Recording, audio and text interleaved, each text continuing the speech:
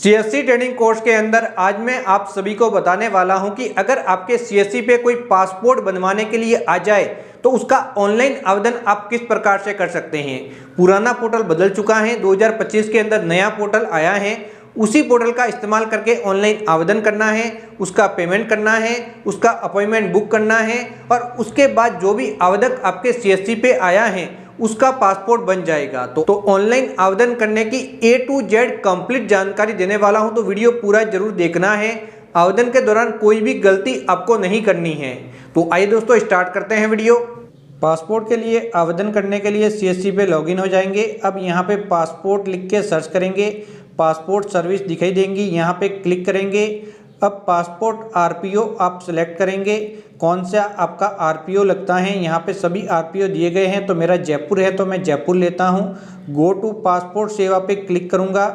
Fresh passport री issue और passport का ऑप्शन मिलेगा, यहाँ पे क्लिक करना है। पहले से बने हुए पासपोर्ट को रिन्यू करने के लिए पासपोर्ट नंबर डाल के सेंड ओटीपी पे क्लिक करना है और नए के लिए स्किप पे क्लिक करना है। अब यहाँ पे आप पासपोर्ट ऑफिस आ जाएगा, नेक्स्ट पे क्लिक करना है। अब नया पासपोर्ट आप बना रहे हैं तो फ्रेश पासपोर्ट पे क्लिक करना है, अगर री इशू करवा रहे तो सेकंड वाले पे। अब यहाँ पे अगर आप नॉर्मल पासपोर्ट बना रहे हैं तो यहाँ पे क्लिक करना है। अगर आपको पासपोर्ट की जल्दी ज़रूरत है तो तत्काल पे क्लिक कर सकते हैं, लेकिन तत्काल के लिए आपके अतिरिक्त पैसे लगेंगे जो यहाँ पे क्लिक करके आप जानकारी निकाल सकते हैं। इसके अलावा पासपोर्ट पे 36 पेज की ज़रूरत है तो ये वाला ऑप्शन लेना है। अगर आप अधिक ट्रैवल करते हैं और 60 पेज की ज़रूरत है तो यहाँ से ले सकते हैं। उसके बाद सेव एंड नेक्स्ट पे क्लिक करेंगे। अब जिसके नाम से आप पासपोर्ट आवेदन कर रहे हैं उसका फर्स्ट नेम व मिडिल नेम इस वाले भाग के अंदर आपको लिखना है। उसका सरनेम आपको यहाँ पे लिखना है। सरनेम लिखने के बाद जेंडर सेलेक्ट करना है, यहाँ पे जेंडर का ऑप्शन मिलेगा। उसके बाद जो आवेदक है वो अन्य नाम से जाना जाता है तो यहाँ पे आप लिख लेंगे, यहाँ पे क्लिक करेंगे। अगर उसने कभी नाम चेंज किया है आवेदक ने तो यस करेंगे, अगर नहीं किया है तो नो करेंगे। उसके बाद आवेदक की डेट ऑफ बर्थ लिखेंगे, जो प्रूफ आप साथ में लगा रहे हैं उसके ऊपर वही डेट ऑफ बर्थ होनी चाहिए, तो ये आप जस्ट यहाँ पे लिखेंगे। फिर बर्थ पैलेस यानी कि जन्म स्थान कौन सा है वह यहाँ पे लिखना है। फिर मैरिटल स्टेटस लिखना है, मैरिड हैं, डिवोर्स हैं वगैरह, सिंगल हैं, तो वो सब कुछ आप यहाँ से ले लेंगे। उसके बाद यहाँ पे is your birth of out of India यानी कि आपका जन्म आउट ऑफ इंडिया है तो यहाँ पे आप नो करेंगे। उसके बाद आपको अपना स्टेट लेना है। उसके बाद आपको अपना ज़िला लेना है। ज़िला लेने के बाद जस्ट आप आगे बढ़ेंगे। आगे वाले भाग के अंदर आपकी सिटीजनशिप बाय बर्थ हैं या फिर अन्य कारण से है तो मैं यहाँ पे बर्थ ले लेता हूँ, क्योंकि अगर आप इंडियन हैं तो आपका बाय बर्थ ही होगा। फिर यहाँ पे पैन कार्ड नंबर लिखने हैं और यहाँ पे वोटर आईडी कार्ड नंबर लिखने हैं। उसके बाद यहाँ पे एम्प्लॉयमेंट टाइप के अंदर अभी आप स्क्रीन पे देख सकते हैं आपका रोजगार किस प्रकार का है वह आप जस्ट यहाँ पे ले लेंगे। सभी ऑप्शन आपको यहाँ पे मिल जाएंगे। उसके बाद आपके पति पत्नी या फिर माता पिता में से कोई गवर्नमेंट सर्वेंट हैं तो यहाँ पे हैं तो यस, वरना फिर नो आप यहाँ पे ले लेंगे। उसके बाद आपके लिए सबसे ज़रूरी एजुकेशन क्वालिफिकेशन लेना है, आपने कहाँ तक पढ़ाई कर रखी है बिल्कुल सही यहाँ पे आपको सिलेक्ट करना है।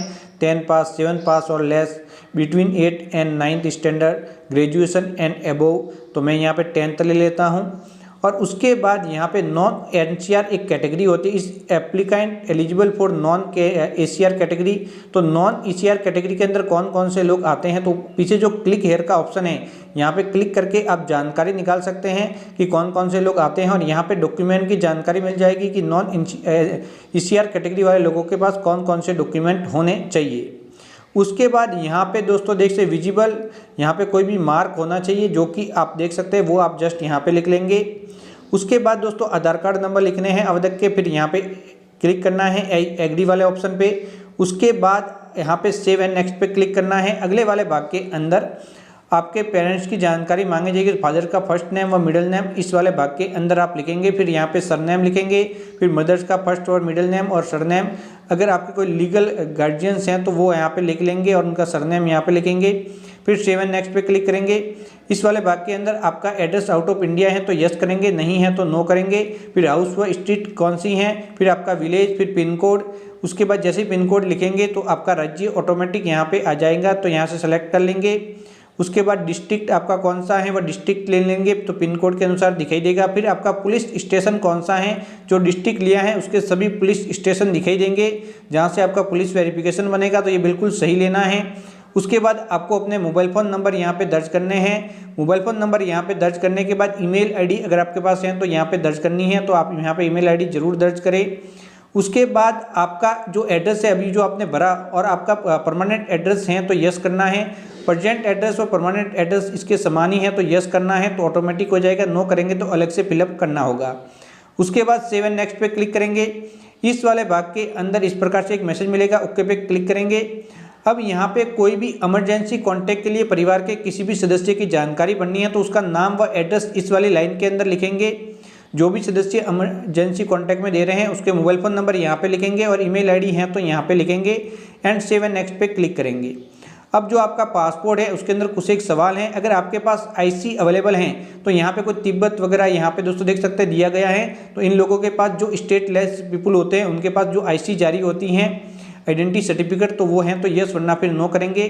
अगर आपके परिवार आपके कभी भी यहाँ पे ऑफिशियल पासपोर्ट या फिर डिप्लोमेटिक पासपोर्ट जारी किया गया है तो डिटेल अवेलेबल या फिर नॉट अवेलेबल पे क्लिक करेंगे। आपने पासपोर्ट के लिए आवेदन किया था वह निरस्त हुआ है तो वो आप यस करेंगे, अगर नहीं किया तो नो करेंगे। फिर सेव एंड नेक्स्ट पे क्लिक करेंगे। अब कुछ एक यहाँ पे सवाल हैं जो कि हर एक लोगों के लिए अलग अलग हो सकते हैं, तो इन सवालों को पढ़ के उनका जवाब देना है जो कि आपके लिए एप्लीकेबल होंगे। तो इन सभी सवालों के जवाब आपको दे देने हैं यस नो के अंदर। तो यहाँ पे सभी सवालों के जवाब दे देंगे। अगर समझ में नहीं आता तो ऊपर हिंदी का ऑप्शन है, इसको आप ट्रांसलेट कर सकते हैं हिंदी वाले ऑप्शन पे क्लिक करके। उसके बाद सेव एंड नेक्स्ट पे क्लिक करेंगे। अब यहाँ पे पासपोर्ट का प्रीव्यू दिखाई देगा जहाँ पे आपका नाम आ जाएगा, आपका सरनेम आ जाएगा, तो देख लेना सही से दिखाई दे रहा है या फिर नहीं। डेट ऑफ बर्थ और जन्म स्थान आपका आ जाएगा। आप पासपोर्ट ऑफिस में जाएंगे तो फोटो व सिग्नेचर कैप्चर किए जाएंगे। उसके बाद आपका यहाँ पे फादर्स नेम, मदर्स नेम और आपका एड्रेस कंप्लीट डिटेल में यहाँ पे प्रदर्शित होगा। तो इसे देख लेंगे कि सही से प्रदर्शित हो रहा है या फिर नहीं आपके डॉक्यूमेंट के अनुसार। फिर यहाँ पे क्लिक करके सेव एंड नेक्स्ट पे क्लिक करना है। अगले वाले भाग के अंदर आपके पास कुछ एक अन्य जानकारी जो कि डॉक्यूमेंट होते हैं। तो सबसे पहले डेट ऑफ बर्थ के अंदर कौन सा डॉक्यूमेंट लगाना चाहते हैं तो सबसे पहले बर्थ सर्टिफिकेट लगा सकते हैं। इसके अलावा अन्य कोई डॉक्यूमेंट लगा सकते हैं तो यहाँ पे पैन कार्ड का ऑप्शन है तो पैन कार्ड भी लगा सकते हैं, ड्राइविंग लाइसेंस भी लगा सकते हैं, इलेक्शन कार्ड भी लगा सकते हैं। अगर इसको यहाँ पे डिजी लॉकर अकाउंट से एक्सेस करना चाहते हैं तो यहाँ से कर सकते हैं। उसके बाद एड्रेस प्रूफ के अंदर जो डॉक्यूमेंट लगाना चाहते हैं वो यहाँ पे लगा देंगे। तो मैं यहाँ पे आधार कार्ड ले लेता हूँ। इसको भी डिजी लॉकर से आप एक्सेस करके यहाँ पे ऐड कर सकते हैं अगर आप ऐड करना चाहते हैं। अगर आपका डिजी लॉकर अकाउंट बना हुआ है तो यहाँ पे क्लिक करके आधार कार्ड के माध्यम से लॉगिन होंगे और दोनों ही यहाँ पे प्रमाण पत्र ऐड हो जाएंगे।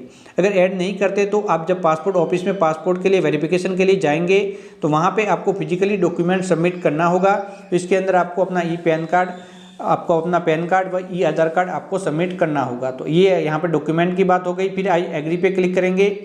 अब जहाँ से आवेदन कर रहे हैं वह आवेदन का स्थान यहाँ पे हो गया। फिर डेट ऑटोमेटिक आ जाएगी। आपको जस्ट सेव वाले बटन पे क्लिक करना है। इस प्रकार से डिटेल सेव हो जाएगी। अब प्रीव्यू करना चाहते हैं तो प्रीव्यू करके प्रिंट आउट निकाल के एक बार कस्टमर को बता देंगे कि आपका जानकारी सभी सही है या फिर नहीं। उसके बाद ही आपको पेमेंट करना है। तो इस प्रकार से प्रीव्यू दिखाई देगा। तो इसकी प्रिंट आउट निकालने से पहले एक बार कस्टमर से कंफर्म करवा लेनी है कि सभी जानकारी सही है या फिर नहीं। ये पूरी की पूरी जानकारी है। फिर यहाँ से आप देख सकते हैं यहाँ पे ऑप्शन आपको सभी मिल जाएंगे। तो उसके बाद आप जस्ट बैक पे क्लिक करके बैक आएंगे। फिर पे एंड सबमिट पे क्लिक करेंगे। अब यहाँ पे आवेदन शुल्क आपको पेमेंट करना है जो कि यहाँ पे 41 रुपीज़ आपके वॉलेट से कटेगा। कुल 100 रुपये आपको कस्टमर से कलेक्ट करने हैं और 41 रुपीज़ आपके वॉलेट से यहाँ पे कटेंगे। तो यहाँ पे आप पासवर्ड जस्ट दर्ज करेंगे अपने CSC ID के, वैलिडेट पे क्लिक करेंगे। फिर पिन कोड दर्ज करेंगे अपनी CSC वॉलेट के और पे पे क्लिक करेंगे। पेमेंट सक्सेसफुली हो जाने के बाद वापस बैक आ जाएंगे। उसके बाद जैसे ही बैक आएंगे पे पे क्लिक करने के बाद तो इस प्रकार से प्रोसेस होगा जो कि आप सभी को पता है CSC के माध्यम से किस प्रकार से होता है।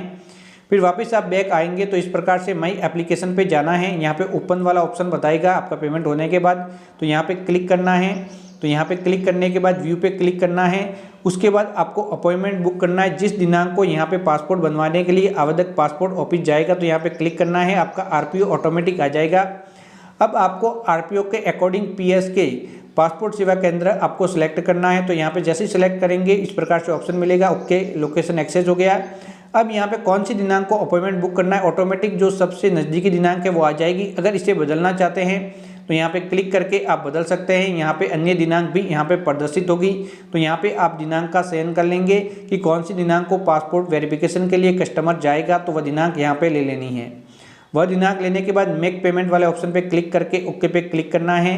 यहाँ पे जैसे ही ओके पे क्लिक करेंगे तो इस प्रकार से दिखाई देगा। अभी आप देख सकते हैं तो यहाँ पे कुल दोस्तों देख सकते हैं नॉर्मल पासपोर्ट के लिए जो फ्रेश नया बनता है 1500 रुपये शुल्क है, तत्काल के लिए अलग होती हैं। उसके बाद दोस्तों यहाँ पे आप देख सकते हैं कुछ एक जो भी जानकारी है इसको पढ़ना चाहते हैं, पेमेंट से संबंधित है तो आप पे नाउ पे क्लिक करेंगे, पेमेंट गेटवे पे आ जाएंगे। यहाँ पे नेट बैंकिंग आप इस्तेमाल कर सकते हैं। यहाँ पे नेट बैंकिंग है एसबीआई की, अदर बैंक की, डेबिट कार्ड, क्रेडिट कार्ड का इस्तेमाल कर सकते हैं और सबसे आसान ऑप्शन है यूपीआई वाला, तो यूपीआई पे जस्ट क्लिक करना है। इसके अंदर भी क्यूआर कोड पे क्लिक करके कंफर्म पे क्लिक करना है। इस क्यूआर कोड को फोन पे, गूगल पे या फिर अन्य कोई भी आप इस्तेमाल करते हैं उसके माध्यम से स्कैन कर लेंगे। जैसे स्कैन करके मोबाइल से पेमेंट कंप्लीट करेंगे तो ऑटोमेटिक बैग पहुंच जाएंगे। आपको सक्सेस का मैसेज इस प्रकार से प्रदर्शित होगा। आप जस्ट ओके पे क्लिक करेंगे। अब यहाँ पे सबसे नीचे क्लिक हियर का ऑप्शन है, यहाँ से बैक जा सकते हैं या फिर आप वेट करेंगे तो ऑटोमेटिक आप बैक आ जाएंगे। बैक आने के बाद प्रिंट एप्लीकेशन रिसिप्ट पे क्लिक करना है। उसके बाद दोस्तों यहाँ पे जस्ट आपको क्लिक करना है। यहाँ पे क्लिक करते ही यहाँ पे आवेदन की जो पासपोर्ट ऑफिस के अंदर अपॉइंटमेंट बुक किया है तो अपॉइंटमेंट की रिसिप्ट दिखाई देगी। यहाँ पे क्लिक करके इसकी प्रिंट आउट निकाल के कस्टमर को दे देनी है और जो आवेदन फॉर्म भरा है उसकी भी प्रिंट आउट निकाल के कस्टमर को दे देनी है। और इस प्रकार से आवेदन का प्रोसेस कंप्लीट हो चुका है। और अब जो आवेदक है उसको बोलना है कि इस दिनांक को इस जगह पे आपको पासपोर्ट के लिए वेरिफिकेशन करवा के अपने फोटो व सिग्नेचर और अपने डॉक्यूमेंट का वेरिफिकेशन करवा लेना है। यह तरीका था पासपोर्ट के लिए ऑनलाइन आवेदन करने का। सबसे पहले फॉर्म भरेंगे, उसके बाद आपको अपॉइंटमेंट बुक करना है। अपॉइंटमेंट जिस दिनांक का बुक किया है उस दिनांक को आवेदक को पासपोर्ट ऑफिस में जाना होगा और वहां पे जाके अपने डॉक्यूमेंट वेरिफिकेशन करवाने होंगे और अपना फोटो कैप्चर करवाना होगा और उसके बाद उसका पुलिस वेरिफिकेशन होगा। पुलिस वेरिफिकेशन जब भी उसका होगा तो फोन करके पुलिस थाने में बुला दिया जाएगा। वेरिफिकेशन होने के बाद उसका पासपोर्ट जारी हो जाएगा, जो कि जो एड्रेस दर्ज किया गया है उस एड्रेस पे आवेदक को मिल जाएगा। तो जानकारी अच्छी लगी हो तो चैनल को सब्सक्राइब करके ऑल नोटिफिकेशन ऑन करना बिल्कुल आपको नहीं भूलना है। तो बाय बाय दोस्तों।